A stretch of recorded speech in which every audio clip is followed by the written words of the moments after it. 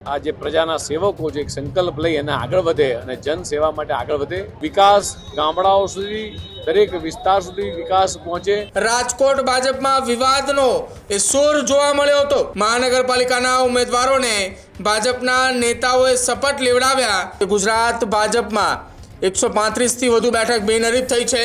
હજુ સુધી તમે અમારી ચેનલને સબસ્ક્રાઇબ નથી કરી તો અત્યારે જ ન્યૂઝરૂમ ગુજરાતને સબસ્ક્રાઇબ કરો, ફેસબુક અને ઇન્સ્ટાગ્રામ પર ફોલો કરો।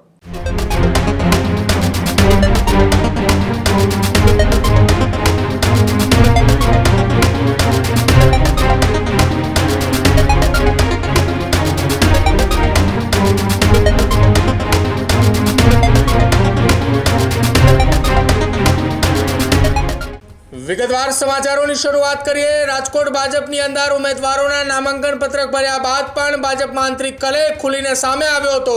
ભાજપના કેટલાક કાર્યકર્તાઓની ટિકિટ કપાયા બાદ રાજકોટ ભાજપમાં વિવાદનો એ સૂર જોવા મળ્યો હતો। રાજકોટ ભાજપમાં વિવાદોની વચ્ચે પ્રદેશ પ્રમુખ રાજકોટની મુલાકાતે પહોંચ્યા છે। સમગ્ર ગુજરાતમાં ભાજપનો જનસંકલ્પ કાર્યક્રમ અમદાવાદ, રાજકોટ સહિત 15 શહેરોની અંદર આ કાર્યક્રમો કરાયા। महानगरपालिकाना उम्मीदवारों भाजपना नेताओए शपथ लेवડાવ્યા। अमदावाद में मुख्यमंत्री भूपेन्द्र पटेले तो साथे राजकोट में जगदीश विश्वकर्माए शपथ लेवડાવ્યા છે। वडाप्रधान नरेन्द्र मोदीए देशनी विकासनी राजनीति आपी है। सरकारनी योजना छेवाड़ाना लोको सुधी पहोंचाडवानी योजना। राजकोट में जगदीश विश्वकर्मा एक मोटो दावो पण कर्यो छे कि गुजरात भाजप में 135 થી વધુ બેઠક બિનહરીફ થઈ છે। विपक्ष ने जन समर्थन न मळी रह्यो होवानो वात जगदीश विश्वकर्माए करी छे। राजकोट में आंतरिक विवाद अने कलहनी वच्चे जगदीश विश्वकर्माए कार्यकर्ताओनी समक्ष शुं निवेदन आप्युं के जेने लईने फरी एकवार राजकोट में चर्चानो विषय बन्यो छे। सांभळो ए पण। એટલે સ્થાનિક સ્વરાજની આ ચૂંટણી કાલે રાજ્યભરની અંદર 10,000 કરતાં વધારે ઉમેદવારોના ફોર્મ ભરી ચૂક્યા છે।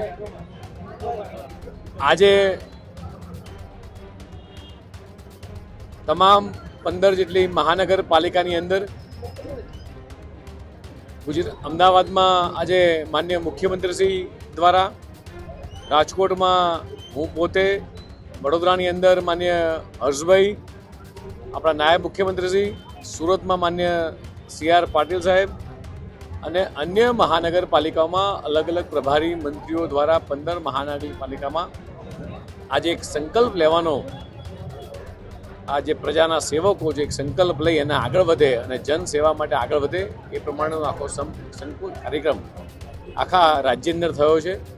અને આ સંકલ્પ સાથે જ જે રીતે પંડિત દીનદયાળજીની અને ડૉક્ટર શ્યામાપ્રસાદની વિચારધારા છે, ભારતીય જનતા પાર્ટીની જે વિચારધારા છે, એકાત્મ માનવવાદ, અંત્યોદય એટલે છેવાડાના માનવી સુધીની જે સતત ચિંતા કરવી, દેશના યશસ્વી પ્રધાનમંત્રી માનનીય મોદી સાહેબ જે રીતે માત્ર ગુજરાત નહીં પણ સમગ્ર દેશને વિકાસની રાજનીતિની ભેટ આપી છે, એ જ આ વિકાસની રાજનીતિ ગુજરાતના મુખ્યમંત્રી માનનીય ભૂપેન્દ્ર પટેલે સતત અવિરત પ્રયાસથી ચાલુ રાખી છે।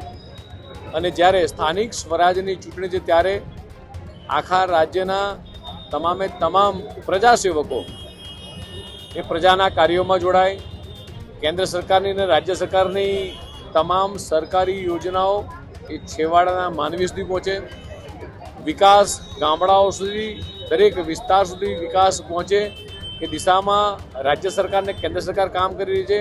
અને આજે જ્યારે આ 15 મહાનગરપાલિકા ની અંદર જ્યાં સંકલ્પ લેવડાયો છે અને આ જ કાર્યકર્તાઓ સતત પ્રજાની વચ્ચે રહી પોતાના 5 વર્ષની કારકિર્દીનો હિસાબ આપતા હોય છે અને એમાં આગળ વધે અને ગુજરાત રાજ્યના તમામે તમામ ઉમેદવારોએ, ભારતીય જનતા પાર્ટીના તમામે તમામ ઉમેદવારોએ જે ફોર્મ ભરે છે તેમાં ભવ્યથી ભવ્ય વિજય મેળવે। ભારતીય જનતા પાર્ટીનો કાર્યકર્તા એ હર હંમેશા બૂથમાં લડતો કાર્યકર્તા છે। 50,000 બૂથની અંદર આ કાર્યકર્તા સતત અવિરત એ પ્રજાના સેવાકીય કાર્યો લઈને પહોંચતો હોય છે। માત્ર ચૂંટણી સમયે જ નહીં પણ સતત પ્રજાની વચ્ચે રહેનારા ભારતીય જનતા પાર્ટીનો કાર્યકર્તા એ પ્રજાની વચ્ચે રહી અને પ્રજાની સેવા કરતો હોય છે।